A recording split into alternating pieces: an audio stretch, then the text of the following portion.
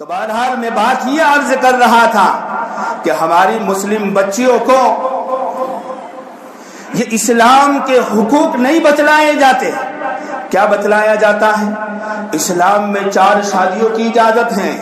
اسلام میں شوہر جب چاہے بیوی کو طلاق دے دے. یہ بتلایا جاتا ہے. حالانکہ اسلام نے شادی کے بعد یا شادی سے پہلے ہی مان لو غیر محرم پر نگاہ ڈالنے کو حرام کر دیا. اور روایتوں میں آتا ہے 1 مرتبہ غیر محرم پر نگاہ ڈالنے سے 40 دن کی عبادت کی مقبولیت ختم کر لی جاتی ہے، نورانیت ختم کر لی جاتی ہے. یہ اسلام کی تعلیم ہے. اور غیروں کے وہاں شادی چاہے 1 ہے لیکن عشق چاہے ہزاروں سے لڑاؤ، کوئی ممانعت نہیں ہے، یہ جائز ہے. لیکن اسلام میں 4 شادیوں کی اجازت یہ انہیں چوبتی ہے. اس کی بھی وجوہات ہیں، وقت آئے گا اس کو بھی بیان کیا جائے گا. تو بات یہ عرض کر رہا تھا کہ عورت سب سے پہلے بیٹی کی شکل میں ہوتی ہے. تو اسلام نے بیٹی کا مقام تو آپ کے سامنے بیان کر دیا. بیٹی کے بعد دوسرا درجہ اس کا آتا ہے بیوی بننے کا. آقا علیہ الصلوۃ والسلام نے مرد کے خوش خلقی کی جج عورت کو بنایا. کیا فرمایا؟ فرمایا تم میں سب سے زیادہ بااخلاق وہ آدمی ہے جو اپنی بیوی کے نزدیک بااخلاق ہو، اور میں تم میں سب سے زیادہ بااخلاق ہوں اس لیے کہ میں ازواج مطہرات میں سب سے زیادہ سب کے نزدیک بااخلاق ہوں. عورت کے ہاتھ میں یہ فیصلہ دے دیا کہ اگر وہ کہہ دے کہ میرا میاں میرا شوہر بااخلاق ہے، تقوی والا ہے، پرہیزگار ہے، متقی ہے، تو فرمایا کہ وہ شوہر متقی مانا جائے گا. لیکن اگر اس عورت کہہ دے، بیوی کہہ دے کہ یہ بد کردار ہے، بد اخلاق ہے، زمانہ چاہے اس کے گن گائے لیکن اس کو بد اخلاق مانا جائے گا. جج بنایا شوہر کی پرہیزگاری کا، اس کی خوش اخلاقی کا، اس کی خوش خلقی کا. یہ مقام دیا بیوی کو. جو بچی جوان ہو کر بیوی کی شکل اختیار کرتی ہیں، شریعت نے یہ مقام دیا. تیسرے نمبر پر باری آتی ہے وہ بیوی ماں کی شکل کے اندر تبدیل ہو جاتی ہے، چینج ہو جاتی ہے، بدل جاتی ہے. تو قرآن نے ماں کے حقوق بیان فرمائے. وَقَضَى رَبُّكَ أَلَّا تَعْبُدُوا إِلَّا إِيَّاهُ وَبِالْوَالِدَيْنِ إِحْسَانًا إِمَّا يَبْلُغَنَّ عِندَكَ الْكِبَرَ أَحَدُهُمَا أَوْ كِلَاهُمَا فَلَا تَقُل لَّهُمَا أُفٍّ وَلَا تَنْهَرْهُمَا وَقُل لَّهُمَا قَوْلًا كَرِيمًا واخفض لهما جناح الذل من الرحمة وقل رب ارحمهما كما ربياني صغيرا. فرمایا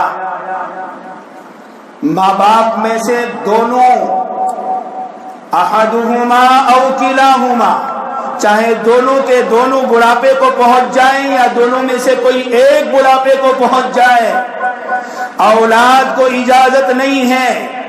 فلا تقل لهما اف.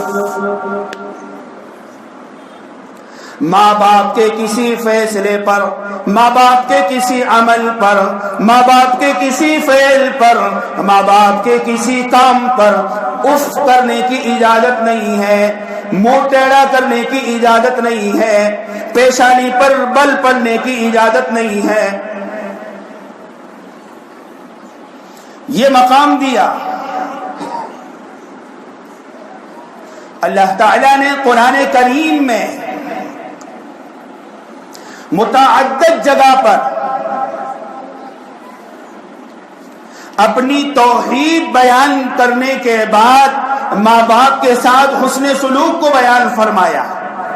وَإِذْ أَخَذْنَا مِيثَاقَ بَنِي إِسْرَائِيلَ لَا تَعْبُدُونَ إِلَّا اللَّهَ، اللہ کے سوا کسی کی بندگی مت کرو. وَبِالْوَالِدَيْنِ إِحْسَانًا، ماں باپ کے ساتھ حسن سلوک کرو. تو اسلام تو عورت کو یہ مقام دے رہا ہے، لیکن پیش کیا جا رہا ہے 4 شادیوں کو، طلاق کو. اس کے علاوہ اور کوئی شوشہ نہیں ہے ان کے پاس.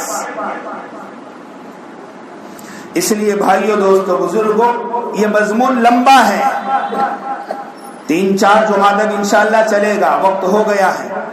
اس لیے اس طریقے کی باتیں، اس طریقے کی قرآن کی آیتیں، اس طریقے کی احادیث خاص کر کے ہماری جوان بچیوں کے سامنے پیش کرو. یہ وقت کی اہم ضرورت ہے.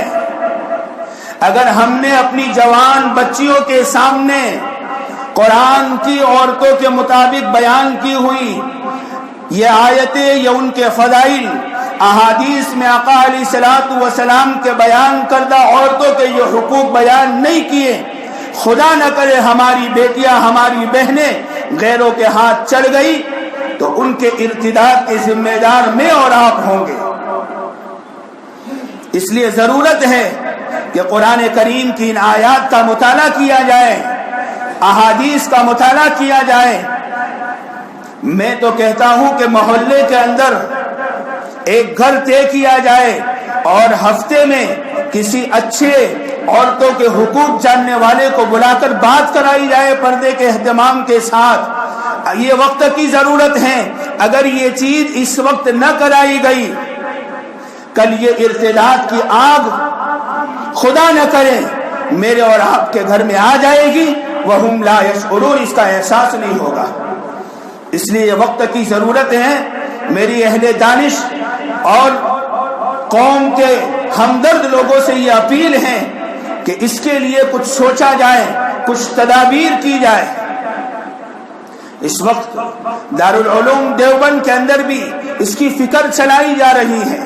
ابھی چند دن یا چند ہفتے پہلے آپ نے سنا ہوگا کئی اکابر دارالعلوم دیوبند سے اپنی پیرانہ سالی، بہت ساری بیماریوں کے باوجود صرف اصلاح معاشرے کے عنوان پر آپ کے شہر بمبئی میں آئے. ذمہ داریاں اتنی ہیں کہ سانس لینے کی ان کے پاس فرصت نہیں ہوتی. اس کے ساتھ بیماریاں اتنی لگی ہوئی ہیں، اس کے ساتھ پیرانہ سالی، بڑھاپا ہے. لیکن امت کا درد ہے. امت کی بیٹیاں، امت کی بہنیں ارتداد کی طرف جا رہی ہیں. کل قیامت کے دن خدا ہم سے بھی پوچھے گا. محراب توڑتے تھے، مائک پر چیختے تھے، امت کی بیٹیوں کے ارتداد کی کیا فکر کی تھی؟ اس لیے میں ذمہ داری کے ساتھ کل قیامت کے دن خدا کے وہاں جواب نہ دینا پڑے، اس لیے آپ تمام حضرات سے یہ گزارش کرتا ہوں، ہاتھ جوڑ کر اپیل کرتا ہوں کہ اس کے لیے فکر کی جائے، ورنہ پھر وہ آگ میرے اور آپ کے گھر میں آ جائے گی. پھر جس طریقے سے زمانے جاہلیت میں بچی کے پیدائش پر لوگ گھروں سے باہر نہیں نکلتے تھے، ہم بچی کے ارتداد کی وجہ سے گھروں سے باہر نہیں نکل پائیں گے. اللہ کرے ہمیں یہ بات سمجھا دے.